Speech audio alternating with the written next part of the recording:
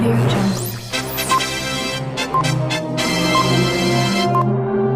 Audio Jungle. Audio Jungle.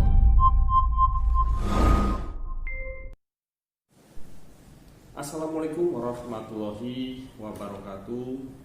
Kepada yang terhormat Bapak Kepala Sekolah SMA Negeri Arjawinangun, yang kami hormati Bapak-bapak, Ibu guru beserta staf SMA Negeri Arjawinangun, serta anak-anakku sekalian, siswa-siswi beserta NPLS SMA Negeri Arjawinangun yang Bapak cintai dan Bapak banggakan. Salam semangat, sehat selalu untuk kita semuanya. Anak-anakku sekalian, tentunya pada kesempatan hari ini dalam keadaan sehat dan gembira.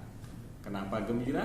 Karena anak-anak sukses diterima di SMA Negeri Arjawinangun. Puji syukur kehadirat Allah Subhanahu wa taala, pada situasi pandemi COVID-19 ini kita bisa melaksanakan kegiatan MPLS dengan metode daring. Untuk itu, anak-anakku, ketika menghadapi adaptasi kebiasaan baru, anak-anak dalam melaksanakan kegiatan di sekolah maupun di luar lingkungan sekolah wajib mentaati protokoler kesehatan. Ya, cuci tangan yang bersih, menggunakan masker. Kalau saat ini nggak pakai masker, nggak ada masalah, karena kita belajar dengan metode daring.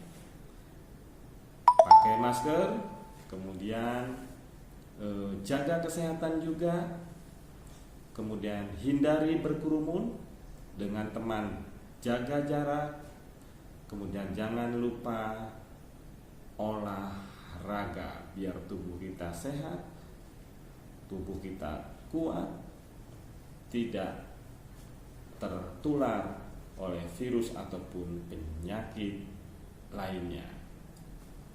Terima kasih Bapak juga ucapkan kepada pihak sekolah SMA Negeri Arjawinangun, wabil khusus Bapak Kepala Sekolah yang telah memberikan kepercayaan kepada Polsek Arjawinangun untuk diberikan kesempatan mengisi materi pembinaan kepada anak-anak pelajar. Bapak ucapkan juga selamat dan sukses kepada anak-anak sekalian yang telah berhasil diterima di SMA Negeri Arjawinangun ini. Selamat bergabung, selamat belajar. Tentunya harus rajin dan disiplin. Kenapa? Kalian patut bangga sekolah di sini. Masih banyak rekan kalian ketika mendaftar tidak diterima. Artinya kalian adalah orang-orang pilihan atau siswa-siswi pilihan yang layak untuk sekolah di SMA Negeri Arjawinangun. Kebanggaan berikutnya apa? Ketika kalian datang ke sekolah ini, kalian bisa lihat gedung kalian sangat wow, is the best. Tidak kalah bila dibandingkan gedung sekolah kalian ini dengan gedung-gedung sekolah di tetangga Kecamatan Arjawinangun. Betul? Oh, betul tentunya. Dan yang berikutnya, kalian juga patut bangga dan patut meniru prestasi kakak-kakak kelas kalian yang lulus tahun ini. Mereka berprestasi, alhamdulillah banyak yang diterima di perguruan tinggi negeri. Tentunya mereka dengan rajin belajar, disiplin. Ya, untuk anak-anakku yang baru diterima, tingkatkan nanti disiplin belajarnya, disiplin waktu berangkat sekolahnya, dan tidak ada kata-kata bolos atau perbuatan bolos. Ya, tidak ada lagi anak-anak lagi meloncat pagar, harus rajin belajar dan belajar, sehingga apapun yang dicita-citakan kalian kelak akan tercapai dan menjadi orang yang sukses. Baik anak-anakku sekalian, pada kesempatan kali ini, anak-anak yang berbahagia, Bapak mohon izin untuk memperkenalkan diri. Perkenalkan, nama Bapak Muhammad Fadoli, pangkat Inspektur Polisi tingkat 2 atau disebut dengan IPDA. Jabatan Bapak selaku Panit 1 Bimas Polsek Arja Winangun. Anak-anakku sekalian, sebelum kita masuk membicarakan materi, Bapak ingin mengajak anak-anak sekalian untuk ice breaking. Bisa ya, ikutin permainan Bapak. Tangan kanan kalian tunjuk seperti ini dan tangan kalian bentuk seperti pistol. Kita coba rubah, yang pistol ini berubah menjadi 2, yang ini berubah jadi pistol. Bisa? Oke. Berikutnya 3, 4, 5. Bisa? Oke, kita pakai musik. 1,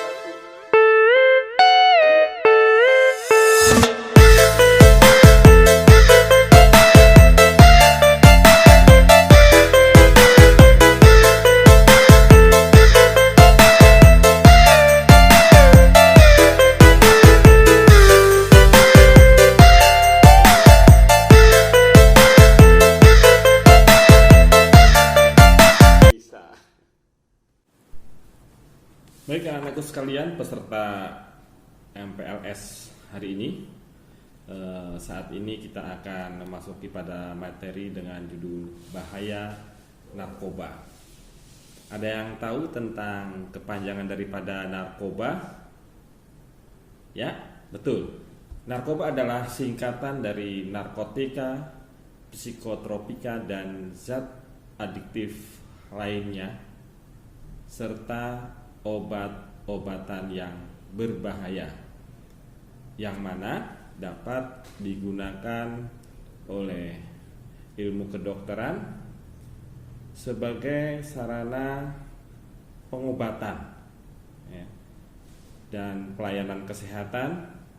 Namun di sisi lain, narkoba ini sangat berbahaya. Untuk itu perlu adanya pengawasan dan pengendalian dalam penggunaan daripada narkoba itu sendiri.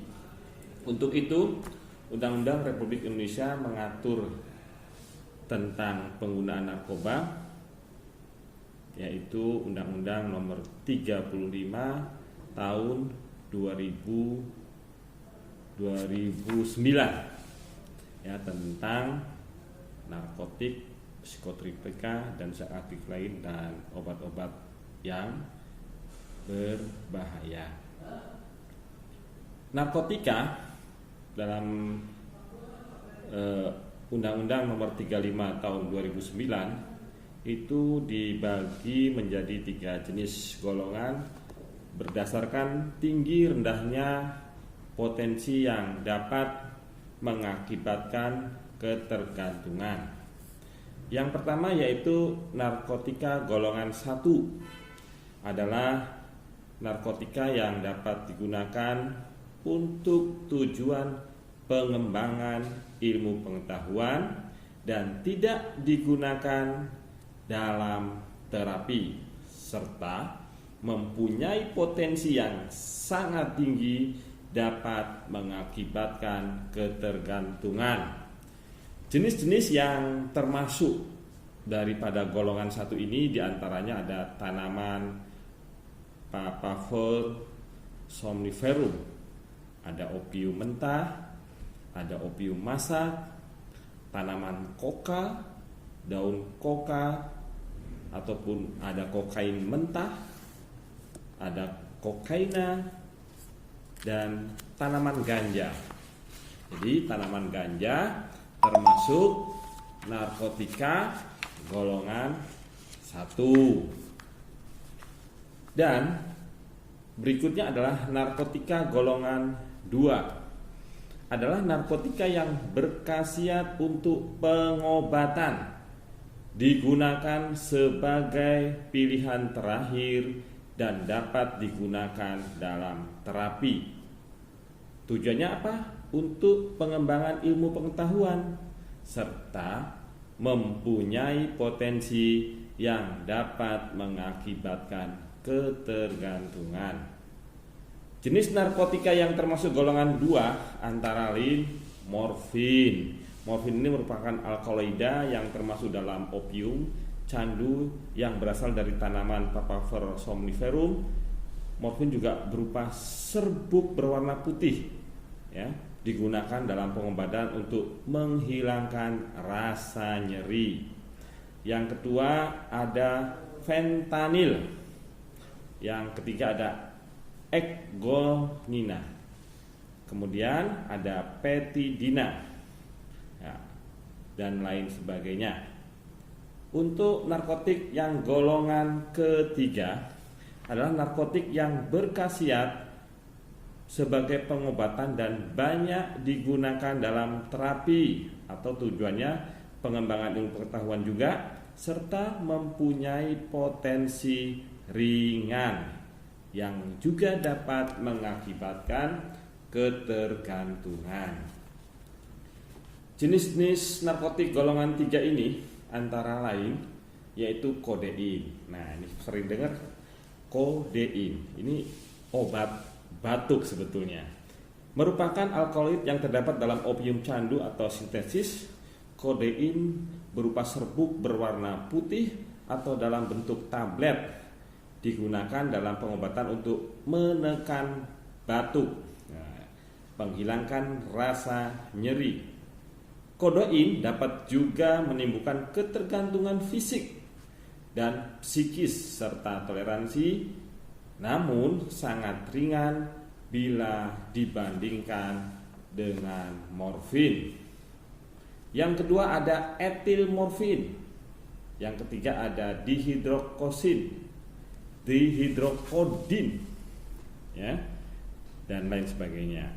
Itu anak-anakku, tadi ada 3 golongan tingkatan narkotika, ya. Berikutnya adalah psikotropika.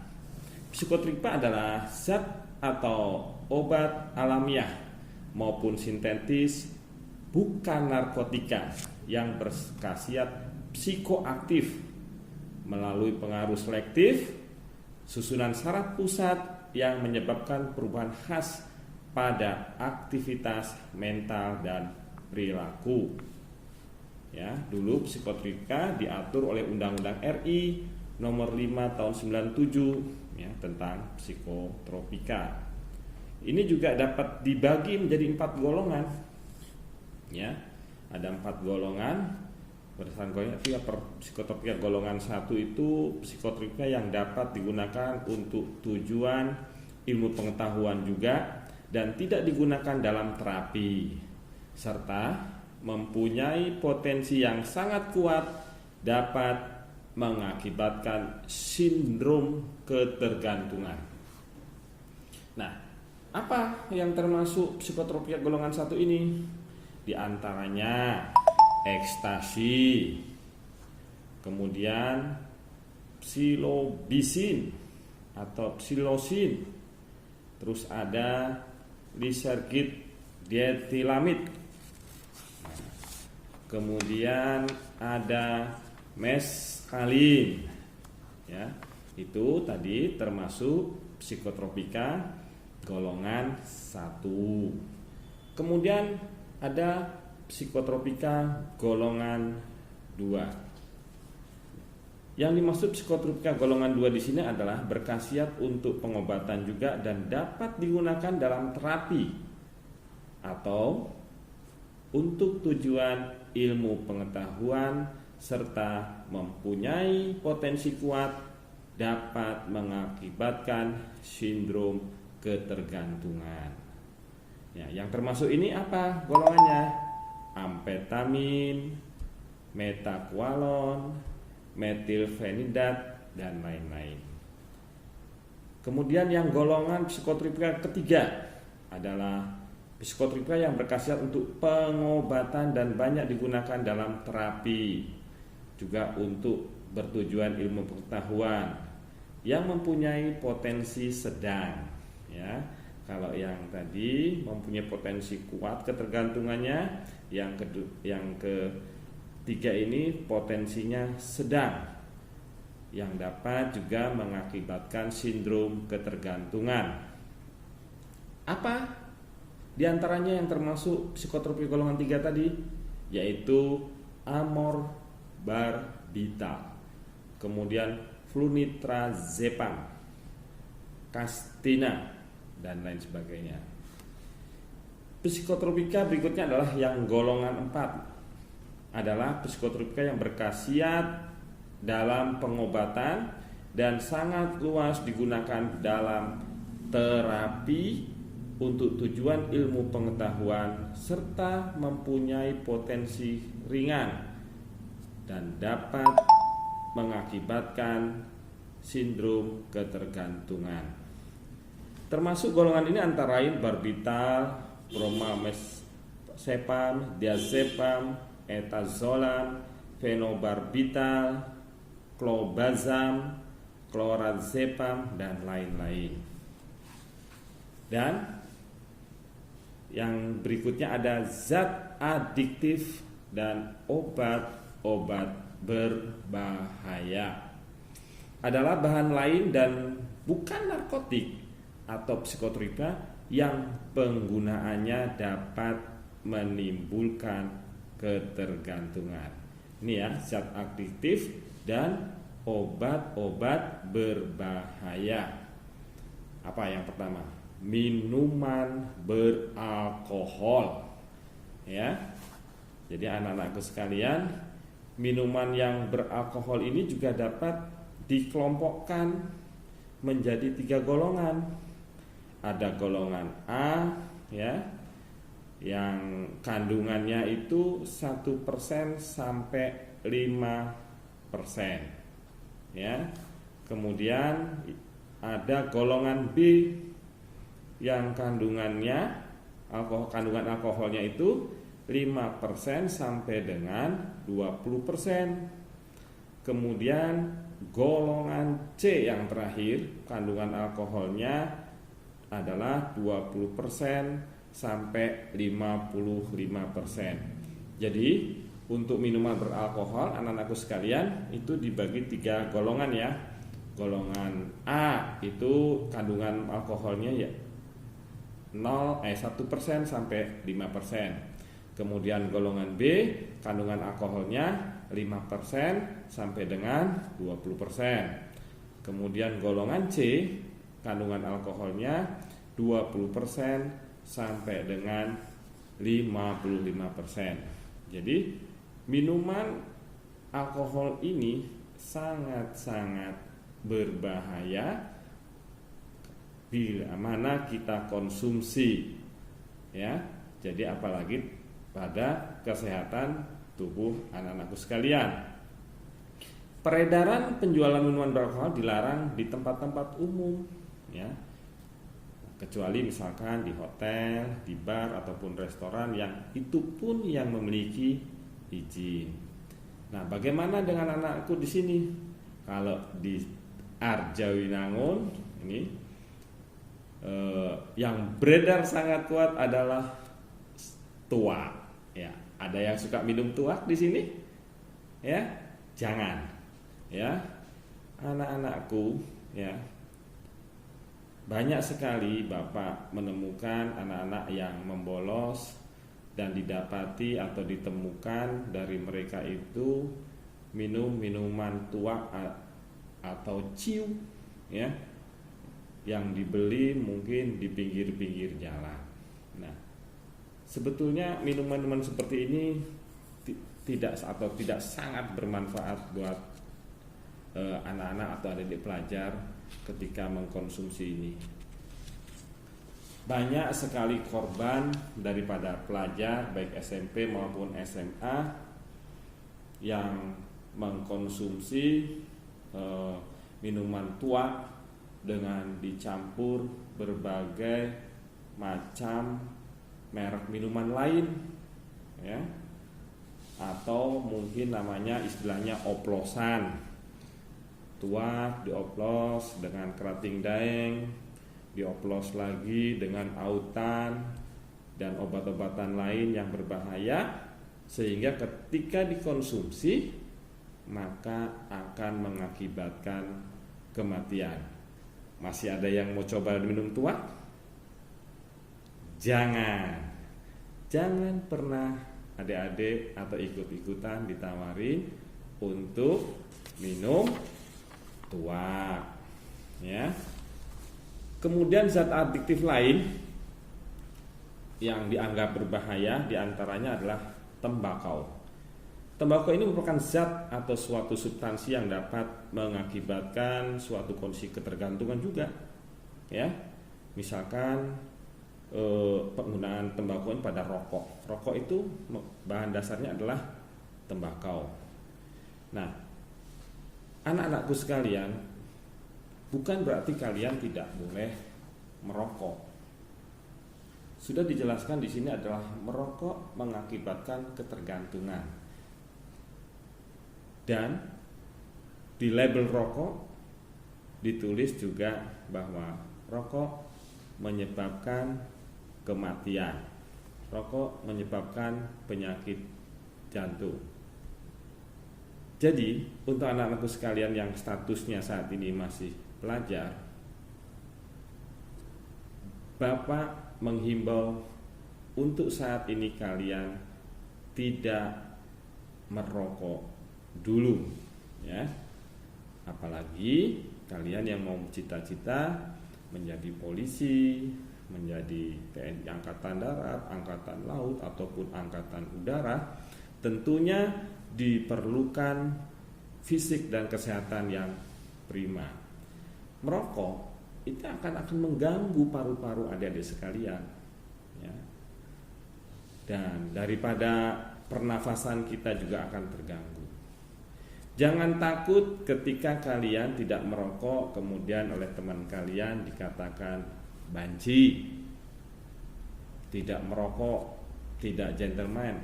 Abaikan saja.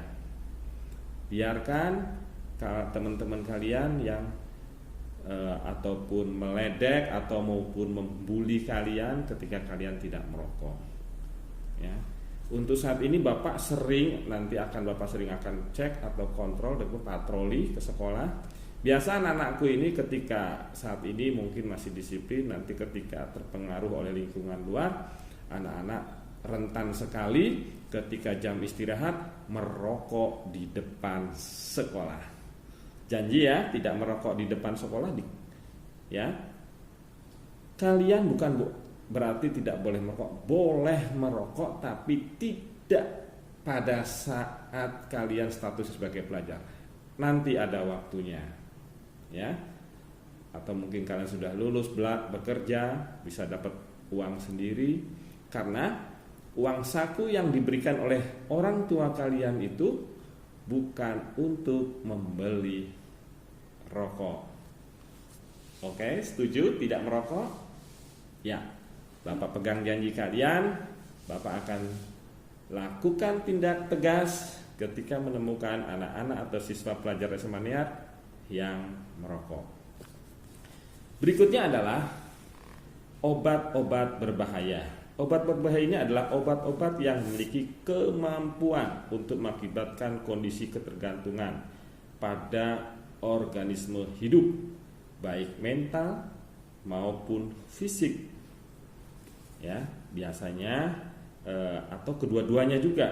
Misalkan jenis halusinogen adalah jenis obat yang dapat menimbulkan khayalan, berhalusinasi, ya, perasaan santai dan nikmat. Si pemakai dapat melarikan diri dari realitas yang dirasakan berat, menekan dan penuh penderitaan ke alam khayalan, ya. Biasanya yang termasuk jenis ini adalah marijuana, ya, ataupun ganja juga. Kemudian yang kedua adalah jenis obat tidur atau sedativa, Luminat, Nembutal, Sekanol, Magadon, dan lain-lain. Yang ketiga ada obat perangsang atau stimulansia seperti kokain, amfetamin, dan lain-lain, ya. Yang keempat, akhir-akhir ini yang banyak disalahgunakan di kalangan anak berbagai macam adalah solvent seperti bensin itu diciumin, paint thinner, ya, lem, ya, lem sepeda itu yang glue dihisap di hidung, ya, dihirup uapnya dan melalui hidung ataupun mulut. Nah, itu akan juga bisa menyebabkan inhalusi, ya. Itu anak-anakku sekalian. Jadi beberapa pengertian tentang narkotika, psikotropika, dan obat-obat terlarang. Anak-anakku sekalian yang berbahagia, tentunya bahwa perlu diketahui tentang mereka yang menggunakan narkoba itu mempunyai gejala-gejala. Nah, di sini gejala-gejala pengguna narkoba, ya, gejala-gejala awal biasanya nampak antara lain yang pertama yang bersangkutan menjadi malas, ya. Kemudian yang kedua kurang memperhatikan pemeliharaan badannya sendiri. Yang ketiga hidupnya tidak teratur. Yang keempat tidak dapat memegang kepentingan orang lain. Yang kelima sensitif, mudah tersinggung. Yang keenam sangat egosentrik, yaitu gejala-gejala pengguna daripada narkoba. Dan selanjutnya, bila telah mencapai ketergantungan dan ketagihan, biasanya mereka yang pertama menjadi gelisah, cemas, tidak dapat tidur, seringkali menguap. Menguap itu angop, ya. Jadi nanti jangan salah paham, kalau teman-temannya angop nanti disangkanya narkoba, ya. Jadi harus ada gejala-gejala awalnya seperti itu. Jadi mata dan hidung berair, pupil membesar, ya kan, merinding, kejang-kejang kecil pada otot. Kemudian ada muntah-muntah, diare, dan mulas, ya. Itu diantara lain apabila telah mencapai ketergantungan, ya, mereka akan sakau dan akan seperti yang Bapak sampaikan tadi, ya. Berikutnya adalah pengaruh narkoba, ya, bagi pemakainya yang banyak rata-rata saat ini adalah pelajar, ya, pelajar dari usia SMP sampai dengan pelajar usia SMA, dan juga banyak juga mahasiswa. Pengaruh narkoba yang pertama adalah differentiate, ya, differentiate, yaitu mengendorkan atau mengurangi aktivitas atau kegiatan susunan saraf pusat sehingga dipergunakan untuk menenangkan saraf seseorang agar dapat tidur, ya. Ini digunakan untuk kesehatan juga bisa, ya, bila ada pasien yang susah tidur. Kemudian simultan, yaitu meningkatkan keaktifan susunan saraf pusat sehingga merangsang dan dapat meningkatkan kemampuan fisik seseorang. Yang ketiga ada halusinogen yang menimbulkan perasaan-perasaan yang tidak real atau khayalan-khayalan yang menyenangkan, ya. Jadi cukup jelas anak-anakku sekalian, ya, tentang pengaruh daripada narkoba. Nah, bahayanya bagaimana? Bahaya menyalahgunakan narkoba. Yang pertama terhadap kondisi fisik, ya. Nah, akibat daripada penggunaan narkoba pada kondisi fisik, ya, ini bisa mengalami gangguan mental, ya.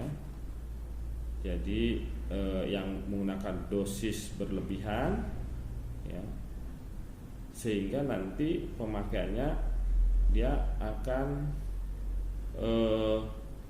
menimbulkan komplikasi pada diri sendiri, ya. Acap kali menimbulkan gangguan, kalau perempuan menstruasi, laki-laki bisa menyebabkan impotensi dan konstipasi kronis, ya itu diantara bisa sampai sembuh. Kalau menggunakan pemakaian ganja bagaimana? Pemakaian ganja yang lama itu akan menurunkan daya tahan sehingga mudah terserang infeksi. Jadi daya tahan tubuh itu menurun, dia mudah untuk terserang infeksi, ya. Ganja juga akan memperburuk aliran darah koroner. Nah, ini sangat berbahaya sekali, ya. Kalau kokain, nah kokain ini pengaruh terhadap kondisi fisik bagaimana nih? Bisa terjadi aritmia jantung, ulkus atau provokasi sekal hidung, ya.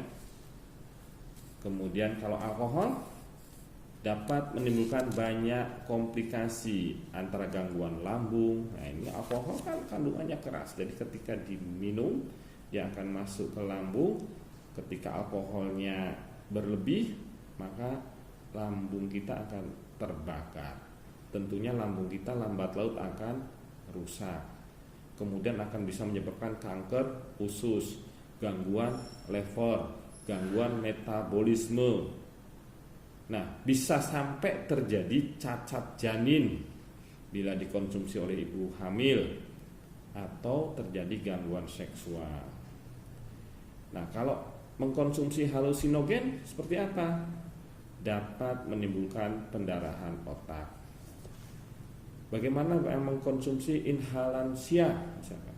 Dapat menyebabkan gangguan pada fungsi ginjal, lever, jantung, dan otak. Bahan-bahan lain apa? Akibat bahan campuran satu larut. Nah, bahaya yang mungkin timbul adalah infeksi dan emboli, ya tadi, oplosan tadi, itu sangat bahaya ketika mereka dosisnya berlebih sehingga menyebabkan kematian, ya, sangat berbahaya sekali, ya. Dan banyak sekali korbannya adalah pelajar yang tidak mengerti, ya, tentang bahayanya oplosan seperti apa. Mereka dengan senang hati pesta pora, euforia, nggak taunya is dead, alias apa? Meninggal dunia. Bahasa kenapa? Modar. Ya. Nah, itu. Baik anak-anakku sekalian, itu tadi adalah bahaya penyalahgunaan narkoba terhadap fisik. Nah, sekarang berikutnya adalah bahaya narkoba terhadap kondisi kehidupan mental, emosional, dan perilaku. Itu juga akan berefek, ya. Jadi gangguannya perilakunya nanti tidak wajar, ya. Menimbulkan depresi, bisa-bisa sampai bunuh diri, ya.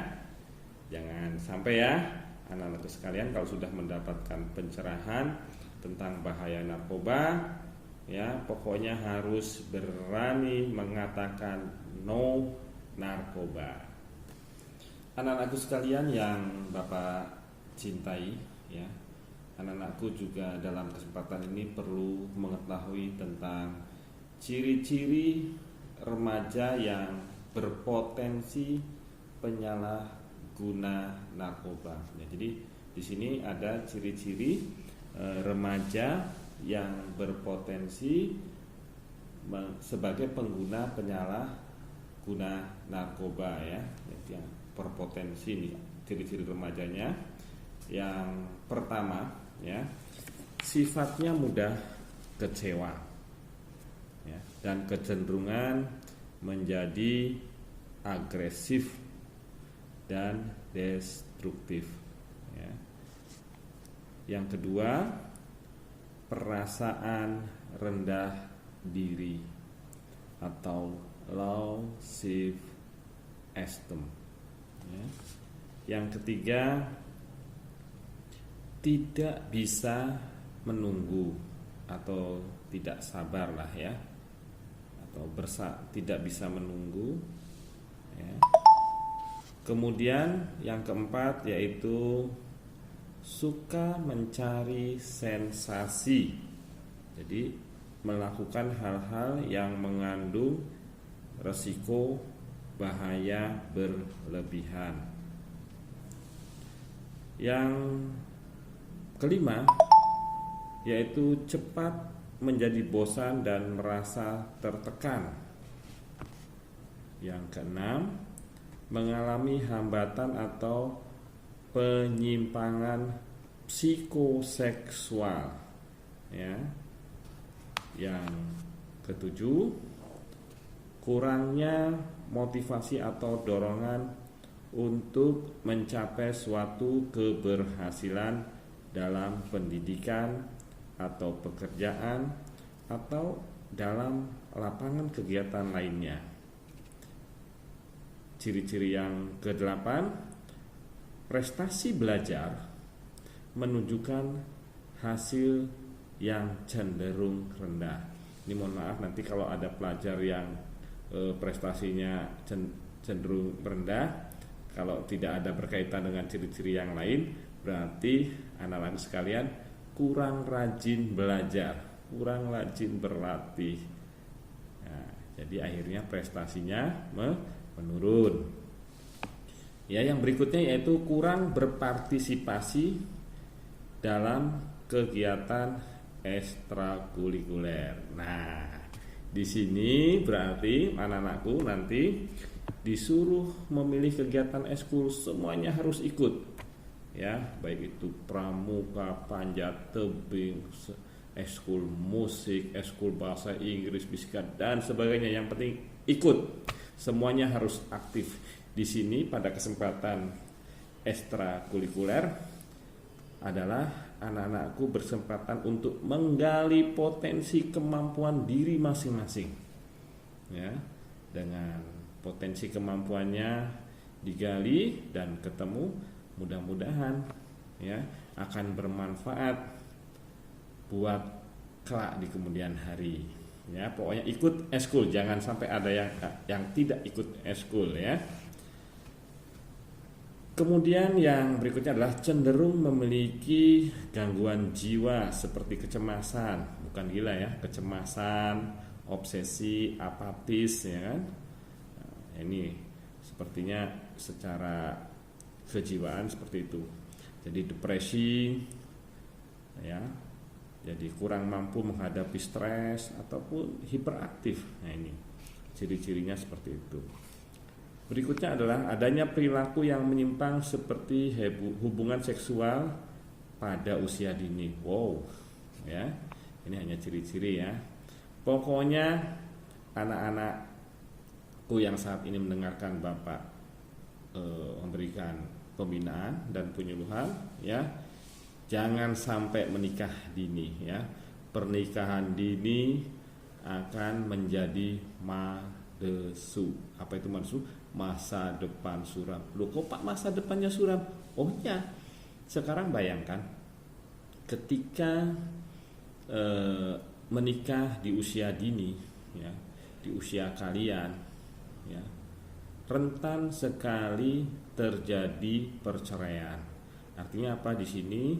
Perempuannya belum siap menjadi seorang ibu ketika dia melahirkan anaknya. Kemudian pasangan laki-lakinya belum tentu siap menjadi seorang bapak, karena seorang bapak harus bertanggung jawab ya, menafkahi anak-anaknya sedangkan dia belum bekerja. Nah, ketika rentan sekali perceraian, akhirnya anak-anakku menjadi jamur, janda muda merana. Nah, ini akibat dari pernikahan dini ya. Kemudian suka tidur pada malam hari atau tidur larut malam. Berikutnya lagi kurang suka olahraga. Biasanya cenderung seperti itu. Kalau anak-anak yang berpotensi penyalahguna narkoba, rata-rata jarang dia mau ikut olahraga. Berikutnya adalah cenderung makan berlebihan, suka melancarkan protes sosial, mempunyai persepsi bahwa hubungan dalam keluarga kurang dekat, walaupun sering kali kenyataannya tidak demikian. Kemudian ada anggota keluarga lain yang tergolong alkohol dan berat atau pemakai obat secara berlebihan. Dan biasanya juga berkawan dengan orang-orang yang tergolong peminum berat atau pemakai obat yang benar. Ini bahaya. Makanya dari itu, adik-adikku, anak-anakku sekalian, kalian boleh bergaul dengan siapa saja, tapi pilih-pilih, ya. Mana yang positif, mana yang negatif. Jangan bergaul dengan pergaulan-pergaulan anak-anak yang misalkan peminum atau memakai obat. Nanti lama-kelamaan kita bisa juga terpengaruhi, ya. Kemudian ada lagi sudah mulai merokok. Nah, Bapak tanya, di sini ada sudah di SMP-nya yang sudah mulai merokok? Oke, ada ya, pasti ada itu. Ya, untuk melihat anak-anak yang perokok gampang. Yang jelas ketika dia ngisap rokok, bibirnya pasti hitam, kukunya itu kuning, ya, giginya ya bibirnya hitam, ya, terkena nikotin panasnya ini, kukunya juga terlihat kuning karena kena nikotin rokok. Jangan sekali lagi Pak himbau, jangan merokok dulu, ya, karena akan mengganggu kesehatan adik-adik dan akan mempengaruhi nanti kesehatan adik-adik. Ketika kesehatan terganggu, proses belajarnya pun akan terganggu, ya. Kemudian yang terakhir adalah kehidupan keluarga atau dirinya yang kurang religius. Berarti di sini anak-anak sekalian, untuk bisa menghindari daripada narkoba, tingkatkan iman dan takwa kita, ya. Sering kita mendengarkan pengajian dalam satu minggu untuk siraman rohani atau menyejukkan kolbu kita, sehingga kita mempunyai iman yang kuat, tidak gampang terpengaruh oleh kegiatan-kegiatan yang negatif. Anak-anak sekalian, kita telah sampai pada materi ciri-ciri penyalahguna narkoba. Kalau tadi ciri-ciri yang berpotensi penyalahguna narkoba, sekarang adalah ciri-ciri penyalahguna narkoba, ya. Baik. Yang pertama ciri-cirinya adalah tingkah laku yang ganjil. Jadi kontak matanya dia menghilang tiba-tiba, ya. Yang berikutnya adalah egosentris, kemudian ketidakmampuan memusatkan konsentrasi prestasi belajar, ya, prestasi belajarnya akhirnya menurun, ya. Kemudian moodnya, nah ini cepat berubah, ya, ini moodnya cepat sekali berubah. Kemudian sering izin tidak masuk karena sakit, ya. Jadi ini rekan-rekan ada anakku sekalian, ketika ada rekan-rekan kalian yang sering tidak masuk, kemudian alasannya karena sakit, ya mohon untuk dijenguk. Jadi biar nanti rekan anak-anakku sekalian tahu kondisi temannya seperti apa, ya. Bukan berarti tidak semua, ya, kadang-kadang juga ada secara gangguan kejiwaan, ya, artinya dia tidak masuk dengan alasan sakit. Nah, ini perlu dikunjungi atau ditengok, ya. Kemudian datang ke sekolah terlambat, ya. Nah, kemudian kalau dia sudah masuk di sekolah, pulangnya pengen lebih cepat, berarti ada kecenderungan untuk membolos, ya kan? Kemudian tugas-tugas yang dikumpulkan selalu terlambat, jelas terlambat karena dia sudah terganggu menggunakan obat-obat terlarang, akhirnya tugas-tugasnya pun kemungkinan banyak yang tidak terselesaikan atau dikerjakan. Kalau toh mungkin dia mengerjakan, pasti kualitas hasilnya sangat rendah, ya, tidak seperti teman-teman yang lainnya. Berikutnya, sering meninggalkan acara kegiatan belajar mengajar, ya, atau sering pergi ke kamar mandi, atau dia meninggalkan untuk kegiatan belajar ke kantin, ya, biasanya dia akan menghindar kegiatan-kegiatan yang sebagai status dia sebagai pelajar yang kewajibannya untuk mengikuti belajar, dia sering tidak bertanggung jawab, akhirnya tidak mengikuti jam proses belajar mengajar. Biasanya juga barang-barang pribadi itu hilang, ya, dengan penjelasan yang kurang masuk akal. Jadi hilang di sini biasanya mereka kecenderung untuk menjual barang-barang pribadinya yang berharga untuk memenuhi kebutuhan atau untuk membeli obat-obat ataupun narkoba, sehingga keinginan-keinginannya ya tercapai, ya, nanti bisa mengarah mencuri barang milik orang lain juga, ya. Kemudian yang terakhir, ciri yang terakhir yaitu mengabaikan tanggung jawab yang sebelumnya selalu dijalankan. Ya, itulah anak-anakku sekalian, ciri-ciri daripada penyalahgunaan atau penyalahgunaan narkoba itu sendiri. Ini berdasarkan riset, keterangan dari orang tua, dan riset daripada pemakai narkoba itu sendiri. Jadi disimpulkan ciri-cirinya seperti yang apa Bapak sebutkan tadi. Baik anak-anakku sekalian, biar kalian tidak jenuh dan tetap standby mendengarkan apa yang Bapak sampaikan tentang bahaya narkoba.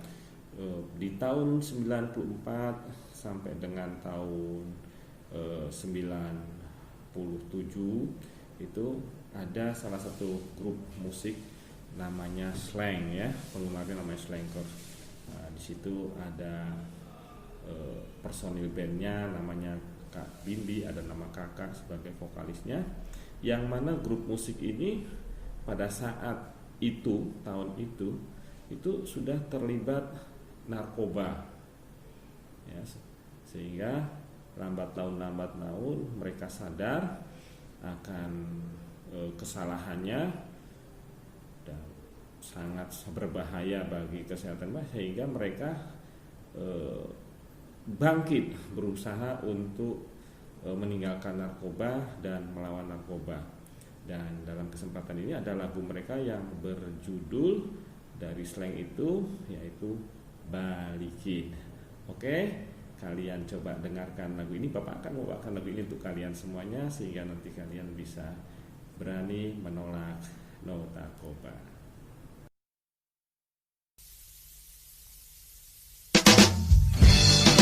Mencintai kamu bisa-bisa membunuh diriku, bikin patah hati, terus langsung dicuekin, yeah.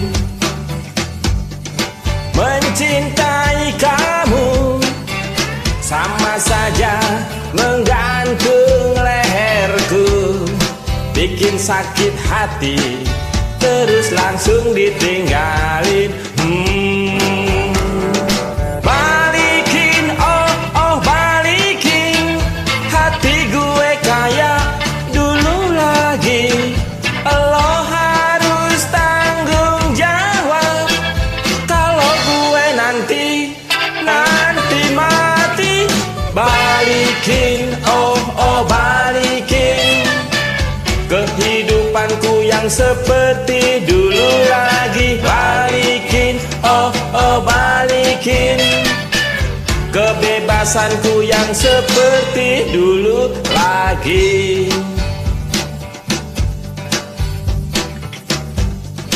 Mencintai kamu bikin dompet gue kebobolan, hidup gak keurus, sibuk ngeladenin kamu, yeah. Mencintai kamu, jadi enggak doyan sama makan. Badan gue kurus, capek ngelayanin kamu. Balikin, oh oh balikin, body gue kayak dulu lagi. Lo bakal kena tanggung jawab kalau gue sampai mati. Balikin, oh oh balikin, kehidupanku yang seperti dulu lagi. Balikin, oh oh balikin, kebebasanku yang seperti dulu lagi.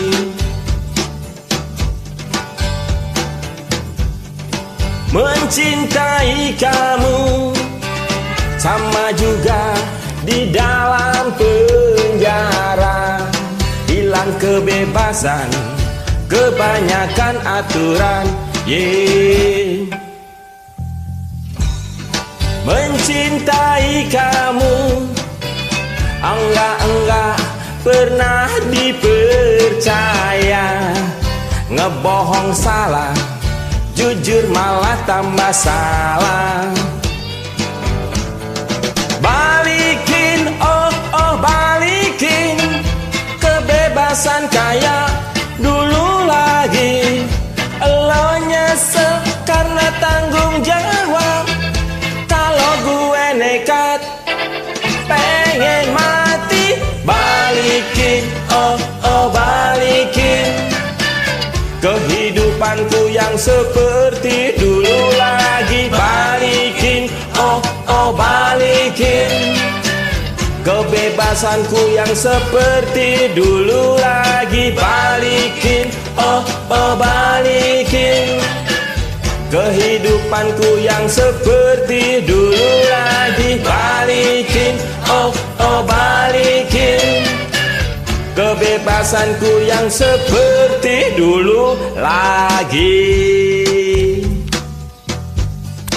Ya, untuk anakku, para pelajar, para siswa-siswi, lagu ini saya persembahkan untuk anakku untuk tidak lagi terlibat narkoba dan berani berkata no narkoba. Jadilah generasi penerus bangsa demi tercapainya cita-cita Anda.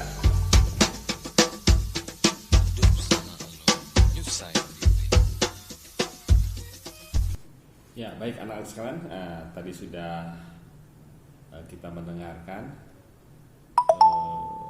lagu Balikin, ya, album dari Slang. Jadi kita bisa mengambil hikmah dari syair lagu tersebut. Berikutnya yaitu tentang penanggulangan narkoba, ya. Dalam pelaksanaan penanggulangan bahaya narkoba, Badan Narkotika Nasional atau BNN itu melakukan langkah-langkah preemptif, preventif, dan represif maupun rehabilitasi pada korban narkoba dengan melibatkan departemen-departemen terkait maupun lembaga swadaya masyarakat. Untuk poin preemptif itu pencegahan secara dini melalui kegiatan-kegiatan edukatif dengan sasaran mempengaruhi faktor-faktor penyebab, pendorong, dan faktor peluang yang biasa disebut dengan faktor korelatif kriminogen. Dari terjadinya pengguna untuk menciptakan suatu kesadaran dan kewaspadaan serta daya tangkal guna terbinanya kondisi dan norma hidup bebas dari penyalahgunaan peredaran gelap narkoba. Yang kedua, bahwa kegiatan ini pada dasarnya merupakan pembinaan dan pengembangan sarana dan kegiatan positif. Yang ketiga, lingkungan keluarga ini sangat besar peranannya dalam mengantisipasi segala perbuatan yang dapat merusak kondisi keluarga yang telah terbina dengan secara serasi dan harmonis. Yang keempat, sekolah itu merupakan lingkungan yang sangat besar pengaruhnya bagi perkembangan kepribadian remaja, baik untuk pengembangan ilmu pengetahuan maupun pengaruh negatifnya dari sesama pelajar. Oleh karena maupun antara pelajar dan pengajar, sehingga akan menghindari bahkan menghilangkan peluang pengaruh negatif di lingkungan pelajar. Mengembangkan pengetahuan kerohanian dan atau keagamaan dan pengawasan serta pengecekan terhadap murid untuk mengetahui apakah di antara mereka ada penyalahgunaan dan peredaran gelap narkoba. Nah, itu preemptifnya, pencegahan-pencegahan yang bisa kita lakukan. Kemudian faktor preemptif atau faktor preventif, ya. Preventif ini bahwa pencegahan adalah lebih baik daripada pemberantasan. Kemudian preventif bukan semata-mata dibebankan kepada kepolisian atau Polri, namun juga melibatkan instansi terkait seperti Bea dan Cukai, Balai POM, guru juga, pemuka agama, dan tidak terlepas dari dukungan maupun peran serta lapisan masyarakat. Usaha pencegahan itu pada hakikatnya penanganan disiplin melalui pembinaan pribadi dan kelompok, kemudian pengendalian situasi khususnya yang menyangkut aspek budaya, kemudian pengawasan lingkungan juga untuk mengurangi atau meniadakan kesempatan terjadinya penyalahgunaan narkoba. Yang berikutnya adalah pembinaan dan bimbingnya partisipasi masyarakat secara aktif untuk menghindari penyalahgunaan tersebut dengan mengisi kegiatan yang positif. Upaya pencegahan penyalahgunaan dan peredaran gelap narkoba semuanya bersama-sama dengan instansi terkait, melakukan penyuluhan terhadap semua lapisan masyarakat, baik secara langsung maupun melalui media cetak dan media elektronik. Ya, kemudian melakukan operasi kepolisian dengan cara patroli, razia di tempat-tempat yang dianggap rawan terjadinya penyalahgunaan dan peredaran gelap narkoba.